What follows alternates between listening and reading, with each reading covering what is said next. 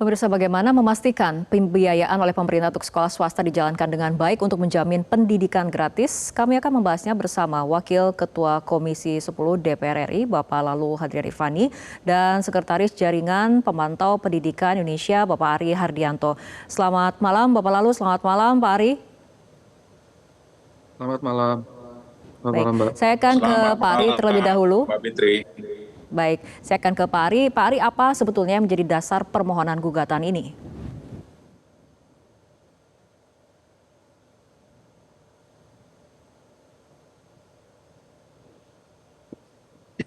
Yang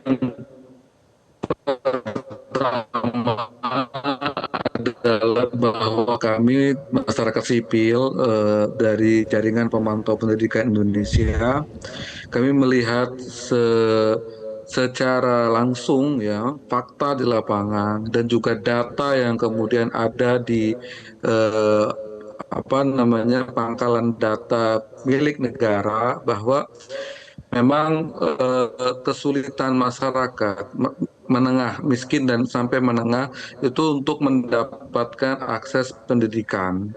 Jadi yang mendorong kami adalah bahwa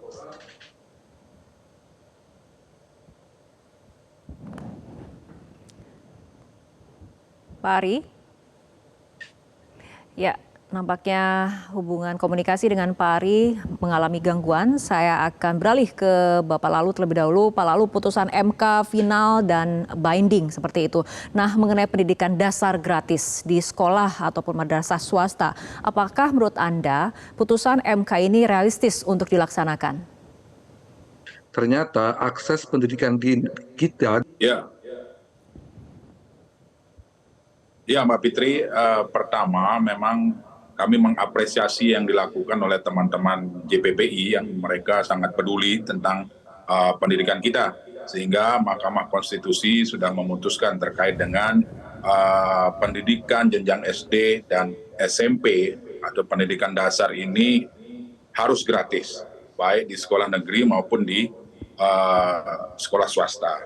Nah, ini tentu harus dilaksanakan oleh pemerintah. Nah, dalam tata laksananya tentu kami berharap kepada Kementerian Pendidikan Dasar dan Menengah untuk melakukan kajian, melakukan analisis, kemudian tentu mengklasifikasi sekolah-sekolah swasta mana yang berhak melaksanakan pendidikan gratis. Sebagaimana kita ketahui bahwa sekolah-sekolah swasta juga hari ini sudah banyak yang mandiri, sudah banyak yang melaksanakan program-program yang berbeda, artinya program yang lebih dibanding sekolah-sekolah negeri. Tentu konsekuensinya dengan biaya yang tidak murah. Namun dengan adanya keputusan Mahkamah Konstitusi ini, kami di Komisi 10 berharap agar pemerintah pusat, dalam hal ini Kementerian Pendidikan Dasar dan Menengah, segera melakukan kajian dan analisis. Dan tidak lupa juga yang kedua bahwa keputusan ini harus disikapi tidak hanya oleh pemerintah pusat, tetapi juga oleh pemerintah daerah, baik kabupaten kota maupun provinsi. Kita ketahui bahwa mandatory spending untuk pendidikan kita, baik di APBN maupun di APBD adalah 20%. Kalau kita melihat keputusan MK ini, maka sudah sangat cukup jika 20% mandatory spending untuk pendidikan ini benar-benar diperuntukkan untuk pendidikan kita. Saya rasa dengan contoh APBN kita hari ini 3.600 sekian triliun, kalau 20%-nya saja itu sekitar 724, sekian triliun, Mbak Fitri. Nah, kalau ini 724, sekian triliun ini benar-benar diperuntukkan untuk sektor pendidikan, saya rasa sekolah gratis di swasta juga bisa dilaksanakan. Demikian, Mbak Fitri. Baik, Pak Lalu mengenai pernyataan Anda soal keputusan MK ini harus disikapi tidak hanya oleh pemerintah pusat tapi juga daerah berkaitan mengenai anggaran. Ini kan kekuatan anggaran di setiap daerah berbeda-beda. Ini bagaimana caranya menurut Anda agar kemudian pendidikan dasar gratis yang kemudian diputuskan oleh MK ini bisa merata implementasinya? Ya, tentu sinkronisasi dan komunikasi antara pemerintah pusat dan pemerintah daerah harus terus dilaksanakan. Tadi saya menggambarkan bahwa mandatory spending untuk APBN maupun APBD khusus untuk pendidikan kita adalah 20%. Contoh ketika kita bicara APBN saja Mbak Fitri ada 3.650 sekian APBN kita triliun, APBN kita hari ini 20%-nya yaitu 700-an triliun. Kalau 700-an triliun lebih ini diperuntukkan murni untuk pendidikan kita, baik sarana, peningkatan fisik, kemudian peningkatan kualitas, kemudian dan merata di seluruh tanah air, saya rasa dengan menggratiskan sekolah swasta, artinya sekolah swasta tertentu di luar sekolah-sekolah swasta yang hari ini memang sudah mandiri. Nah, kenapa ini perlu digratiskan? Karena daya tampung sekolah negeri-negeri kita hari ini di seluruh wilayah tanah air ini tidak merata. Nah, sehingga ketika ada siswa-siswi kita yang tidak tertampung di negeri, kemudian mereka bersekolah atau dimasukkan oleh orang tuanya di sekolah-sekolah swasta, tentu membutuhkan biaya, artinya ada pungutan-pungutan. Dengan putusan MK ini, maka sesuai dengan amanat konstitusi juga pasal 31 ayat 2, pemerintah tanpa diskriminasi untuk pendidikan dasar dan menengah wajib membiayai. Baik, saya akan kembali menyapa Pak Ari. Pak Ari, tadi dikatakan oleh Pak Lalu ini mengenai putusan pendidikan dasar gratis di sekolah ataupun madrasah swasta ini harus kemudian ada kajian dan analisis untuk mengklasifikasi sekolah swasta yang bisa memberikan pendidikan gratis, dan kemudian keputusannya harus segera disikapi oleh pemerintah pusat dan juga pemerintah daerah. Nah, dari bayangan Anda, bagaimana sebetulnya implementasi sekolah gratis ini, karena tidak hanya negeri tapi diterapkan juga untuk sekolah swasta? Baik, mohon maaf dan terima kasih. Yang pertama adalah yang perlu ditekankan adalah kita harus membuat kebijakan pendidikan itu yang berpihak kepada anak. Maka alih-alih menghitung adanya sekolah di suatu daerah, maka hitung dulu jumlah anaknya dan berapa yang dibutuhkan agar lembaga pendidikan yang dibutuhkan, agar supaya apa? Agar terlebih dulu kita memberikan hak pendidikan kepada warga, yaitu kepada anak. Nah, setelah itu baru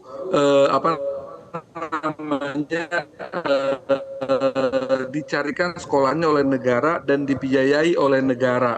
Nah, itulah yang kami harapkan seperti itu. Jadi tidak dalam konteks yang seperti yang terlihat ya, kayak kok memberatkan swasta, nanti swastanya bagaimana kelanjutannya, tidak. Tapi ini lebih kepada anaklah yang menjadi concern utama di dalam kebijakan itu gitu. Anak yang harus anak Indonesia yang harus menjadi basis dari kebijakan pendidikan tanpa dipungut biaya seperti itu.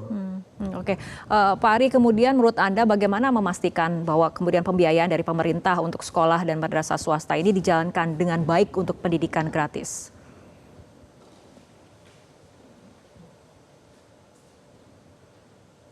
Pemerintah pusat dan pemerintah daerah untuk pertama seperti yang dipaparkan ya dalam putusan MK bahwa 20% itu terfragmentasi ke banyak lembaga ya, kementerian dan lembaga. Ini harus dikembalikan lagi kepada fungsi pendidikan, sama seperti Bapak Lalu Ari tadi sampaikan. Terus kedua, pemerintah daerah. Masih banyak pemerintah daerah yang tidak komit untuk mengeluarkan 20% anggaran APBD-nya untuk pendidikan. Dan kemana alokasi 50% anggaran pendidikan dari 20% tadi itu ke transfer daerah, itu harus disalurkan, harus transparan, akuntabel, dan itu semua untuk urusan pendidikan agar tidak ada lagi celah untuk mengatakan bahwa kita kekurangan anggaran, kita nggak punya uang dan lain sebagainya. Sudah terbukti di dalam sidang-sidang yang kami lakukan di mahkamah saat itu bahwa Bapak Naskah maupun dari ahli dari kami sudah menghitung bahwa negara ini bisa dengan APBN yang hari ini saja, negara ini bisa menggratiskan biaya anak-anak untuk bersekolah, baik di sekolah negeri maupun di sekolah swasta. Oke, baik. Pak Ari, dalam pertimbangan hukumnya, Hakim Konstitusi menilai frase dalam pasal 34 ayat 2 Undang-Undang Sisdiknas yang secara eksplisit hanya berlaku untuk sekolah negeri telah menciptakan kesenjangan akses pendidikan dasar. Bagaimana kemudian optimisme Anda pasca putusan MK ini dirilis? Nah, kami masyarakat sipil sangat optimis bahwa konstitusi kita sendiri sudah sudah menjamin bahwa tidak ada diskriminasi terhadap hak pendidikan anak. Artinya jika misal pengelolaan pendidikan baik di kebijakan ini semangat desentralisasi, semangat untuk meningkatkan akses pendidikan kepada anak-anak kita di pendidikan dasar dan Baik. juga momentum Mahkamah Konstitusi mengabulkan permohonan ini menjadi sebuah penyemangat bagi kita semua stakeholder untuk kemudian kita membuat kebijakan yang berkaitan dengan anak harus berpihak kepada anak. Akses pendidikan harus Baik. berpihak kepada anak, dan apapun yang yang dijadikan kebijakan haruslah basisnya adalah hak anak, seperti itu. Oke, baik, terakhir saya akan ke Bapak Lalu. Bagaimana putusan MK ini akan berdampak pada draft RUU Sisdiknas yang saat ini sedang dirumuskan oleh Panja? Ya, hari ini memang kami di Komisi 10 melalui Panja revisi rancangan Undang-Undang Sisdiknas, Undang-Undang Nomor 20 Tahun 2003, sedang menyusun draft, dan dengan adanya putusan MK ini, maka tentu ini menjadi salah satu pertimbangan yang harus kami masukkan ke dalam materi revisi Undang-Undang Sisdiknas tersebut.